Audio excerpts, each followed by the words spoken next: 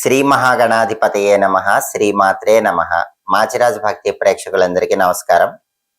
August 17వ తేదీ నవగ్రహాల్లో సూర్యుడు కర్కాటక రాశిలో నుంచి సింహరాశిలోకి మారుతున్నాడు. అంటే సూర్యుడి సింహ సంక్రమణం జరుగుతోంది.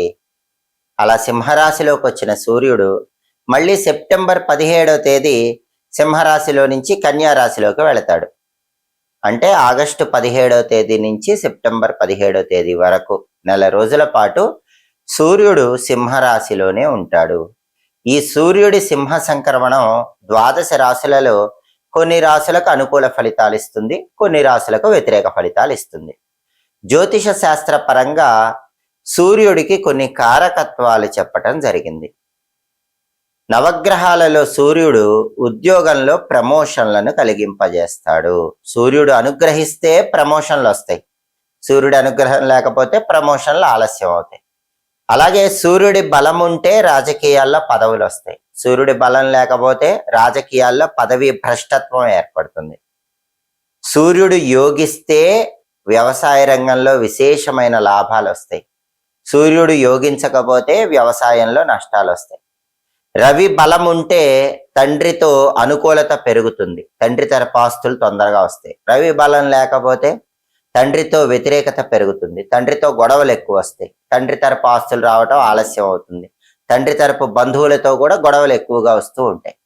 సూర్యుడి సంచారంలో మార్పు యోగిస్తే ఆరోగ్యం బ్రహ్మాండంగా ఉంటుంది, అనారోగ్యాలు తొలగిపోతాయి. సూర్యుడి సంచారం యోగించకపోతే ఆరోగ్య సమస్యలు వస్తూ ఉంటాయి. కాబట్టి ప్రమోషన్లకి, రాజకీయాలకి, తండ్రికి సంబంధించిన విషయాలకి, వ్యవసాయ రంగానికి, ఆరోగ్యానికి, వీటన్నిటికీ కూడా సూర్యుడు ప్రాతినిధ్యం వహిస్తాడు. సమాజంలో పరపతి, హోదా, గౌరవము, వీటన్నిటికీ కూడా సూర్యుడు ప్రాతినిధ్యం వహిస్తాడు. వీటిని కారకత్వాలు అంటారు. సూర్యుడు కర్కాటక రాశిలో నుంచి సింహరాశిలోకి రావటం, సూర్యుడి సింహ సంక్రమణం జరగటం అనేది 12 రాశుల వారి మీద ఈ కారకత్వాల పరంగా ప్రభావం చూపిస్తుంది. అయితే ఏ రాశులకు యోగిస్తుంది, ఏ రాశులకు యోగించదు అని ఎలా తెలుస్తుందంటే, జ్యోతిష శాస్త్రంలో గోచార గ్రంథాలని కొన్ని గ్రంథాలు ఉన్నాయి. వాటిలో గోచార దర్శిని అని ఒక గ్రంథం ఉంది. ఈ గోచార దర్శిని ఏం చెప్తుందంటే, ఎప్పుడైనా సరే మన జన్మరాశి నుంచి చూసుకున్నప్పుడు సూర్యుడు 3వ రాశిలో కానీ, 6వ రాశిలో కానీ, 10వ రాశిలో కానీ, 11వ రాశిలో కానీ ఉంటే యోగిస్తాడు. ఈ రాశుల్లో కాకుండా మిగిలిన రాశుల్లో ఉంటే యోగించడని గోచార దర్శిని అనే గ్రంథంలో చెప్పారు. అంటే ఏంటి, మన రాశి నుంచి, మన జన్మరాశి నుంచి లెక్క పెట్టినప్పుడు వచ్చే 3వ రాశి, మన జన్మరాశి నుంచి లెక్క పెట్టినప్పుడు వచ్చే 6వ రాశి, మన జన్మరాశి నుంచి లెక్క పెట్టినప్పుడు వచ్చే 10వ రాశి, మన జన్మరాశి నుంచి లెక్క పెట్టినప్పుడు వచ్చే 11వ రాశి. వాటిల్లో సూర్యుడు ఉంటే ఆ సూర్యుడి సంచారం అద్భుతంగా యోగిస్తుంది. అలా లెక్క పెట్టేటప్పుడు మన జన్మరాశిని మొదటి రాశిగా తీసుకొని లెక్క పెట్టుకోవాలి. కాబట్టి ఇప్పుడు సూర్యుడు కర్కాటక రాశి నుంచి సింహరాశికి మారుతున్నాడు. సూర్యుడి సింహ సంక్రమణం జరుగుతోంది. ఈ సూర్యుడి సింహ సంక్రమణము 12 రాశుల్లో ఏ రాశుల వారికి అనుకూల ఫలితాలు ఇస్తుందో, ఏ రాశుల వారికి వ్యతిరేక ఫలితాలు ఇస్తుందో, అనుకూల ఫలితాలు వచ్చే రాశుల వాళ్ళు అనుకూల ఫలితాలు పెరగాలంటే ఏం చేయాలో, వ్యతిరేక ఫలితాలు ఇచ్చే రాశుల వాళ్ళు వ్యతిరేక ఫలితాలు తగ్గాలంటే ఏం చేయాలో ఈ వీడియోలో మనం తెలుసుకుందాం. తదుపరి వృశ్చిక రాశి. వృశ్చిక రాశి వాళ్ళకి సూర్యుడి సింహ సంక్రమణం వల్ల ఏర్పడే ఫలితాలు తీసుకుంటే, వృశ్చిక రాశి నుంచి చూసుకున్నప్పుడు వృశ్చికం, ధనుస్సు, మకరం, కుంభం, మీనం, మేషం, వృషభం, మిథునం, కర్కాటకం, సింహం. సూర్యుడి సంచారంలో మార్పు జరిగిన సింహరాశి 10వ రాశి అవుతుంది. అంటే వృశ్చిక రాశి వాళ్ళకి వాళ్ళ రాశి నుంచి లెక్క పెట్టినప్పుడు 10వ రాశిలోకి సూర్యుడు వచ్చాడు. ఈ 10వ స్థానాన్ని దశమ స్థానం అంటారు. దశమ స్థానం 10వ స్థానంలోకి సూర్యుడు వచ్చినప్పుడు ఫలితాలు ఏ విధంగా ఉంటాయో శాస్త్రంలో ఒక శ్లోకం చెప్పారు. ఆ శ్లోకం ఏంటంటే, అర్ధసిద్ధి సదారోగ్యం బంధుమిత్ర సమాగమ రాజదర్శన సల్లాపౌ సుసౌఖ్యం దశమేరవౌ అంటూ శాస్త్రంలో శ్లోకం చెప్పారు. ఈ శ్లోకంలో అర్థం ఏంటి, 10వ స్థానంలో సూర్యుడు వృశ్చిక రాశి వాళ్ళకి ఎలాంటి ఫలితాలు ఇస్తాడు అంటే, అర్ధసిద్ధి సదారోగ్యం. అర్ధసిద్ధి, అర్థం అంటే ఏంటి, ధనము. అర్ధసిద్ధి అంటే ధనలాభము, ధన ప్రయోజనం ఇస్తాడు. అంటే విపరీతంగా డబ్బులు వృశ్చిక రాశి వాళ్ళకు వచ్చేలాగా 10వ స్థానంలో సూర్యుడు ఫలితం ఇస్తాడు. అందుకే అర్ధసిద్ధి. సదారోగ్యం ఎప్పుడూ ఆరోగ్యంతో ఉండేలాగా ఫలితం ఇస్తాడు. కాబట్టి వృశ్చిక రాశి వాళ్ళకి 10వ స్థానంలో సూర్యుడి వల్ల ఏం జరుగుతుంది? శాస్త్రంలో చెప్పిన శ్లోకం ఏం చెప్తోంది? అర్థసిద్ధి సదారోగ్యం. ఎప్పుడు డబ్బు వచ్చేలా చేస్తాడు, ఎప్పుడు ఆరోగ్యంగా ఉండేలాగా చేస్తాడు. అలాగే బంధుమిత్ర సమాగమ, బంధువులను మిత్రులను కలుసుకొని ఉల్లాసంగా ఉత్సాహంగా కాలాన్ని గడిపేలాగా ఫలితం ఇస్తూ ఉంటాడు. రాజదర్శన సల్లాపవు, రాజదర్శన అనుగ్రహాన్ని కలిగింపజేస్తాడు, దానివల్ల ఉల్లాసాన్ని ఇస్తాడు. రాజదర్శనం అంటే ఏంటి?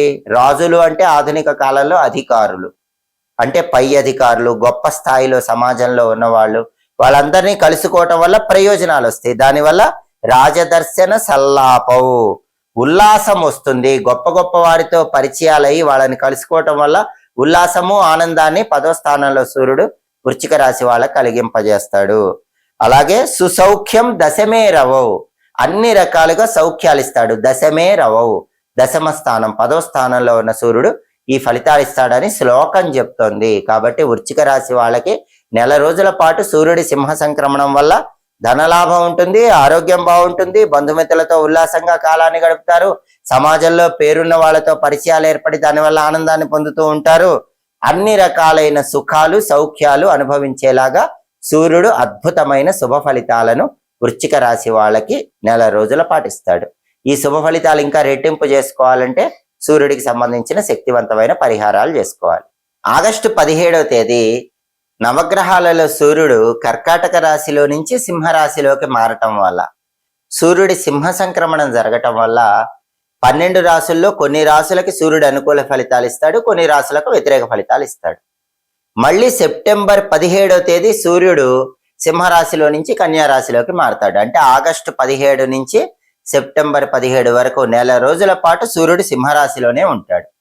ఈ సూర్యుడి సింహ సంక్రమణం 12 రాశులలో కొన్ని రాశులకు అనుకూల ఫలితాలు, కొన్ని రాశులకు వ్యతిరేక ఫలితాలు ఇచ్చినప్పటికీ అనుకూల ఫలితాలు రెట్టింపు చేసుకోవటానికి, వ్యతిరేక ఫలితాలు తగ్గింపజేసుకోవటానికి 12 రాశుల వాళ్ళు సూర్యుడికి సంబంధించిన కొన్ని సులభమైన శక్తివంతమైన పరిహారాలు పాటించాలి. వాటిలో ముఖ్యమైన పరిహారం ఏంటంటే, ఈ ఆగస్టు 17 నుంచి సెప్టెంబర్ 17వ తేదీ మధ్యలో వచ్చే ఆదివారాలు సూర్యుడికి సంబంధించిన ధ్యాన శ్లోకాన్ని 6 సార్లు చదువుకోండి. జపాకుసుమ సంకాశం కాశ్యపేయం మహాద్యుతిం తమోరిం సర్వపాపఘ్నం ప్రణతోస్మి దివాకరం. ఇది అందరికీ తెలిసిన శ్లోకమే.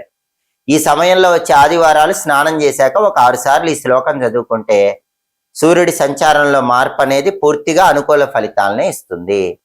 అలాగే ఈ సమయంలో వచ్చే ఆదివారాలు సూర్యుడికి వీలైతే అర్ఘ్యం ఇవ్వండి. రాగి చెంబులో నీళ్లు తీసుకుని ఎర్రపూలు కొన్ని కలిపి తూర్పు దిక్కు వైపు తిరిగి మొక్కలో ఆ నీళ్లు పోస్తూ అర్ఘ్యం ఇవ్వండి. అర్ఘ్యం ఇచ్చేటప్పుడు ఓం ఘృణి సూర్య ఆదిత్యోం అని 12 సార్లు చెప్తూ ఆ రాగి చెంబులో ఉన్న నీళ్లు మొక్కల్లో పోయండి. ఓం ఘృణి సూర్య ఆదిత్యం.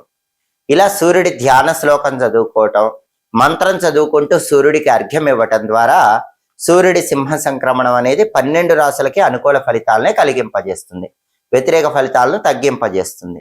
అంతేకాకుండా ప్రతి గ్రహానికి జ్యోతిష శాస్త్రంలో అధిష్టాన దైవాలు ఉంటారు.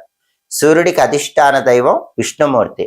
కాబట్టి ఈ సమయంలో వచ్చే ఆదివారాలు విష్ణు సహస్రనామం చదవండి లేదా వినండి. చదివేంత సమయం మీకు లేకపోతే విన్నా కూడా ఫలితం ఉంటుంది. కాబట్టి ఆదివారాలు విష్ణు సహస్రనామం చాంటింగ్ వినండి, లేదా విష్ణు పంజర స్తోత్రం చాంటింగ్ వినండి. అప్పుడు సూర్యుడి సంచారంలో మార్పు వల్ల వ్యతిరేక ఫలితాలన్నీ తగ్గిపోయి అనుకూల ఫలితాలు పొందవచ్చు.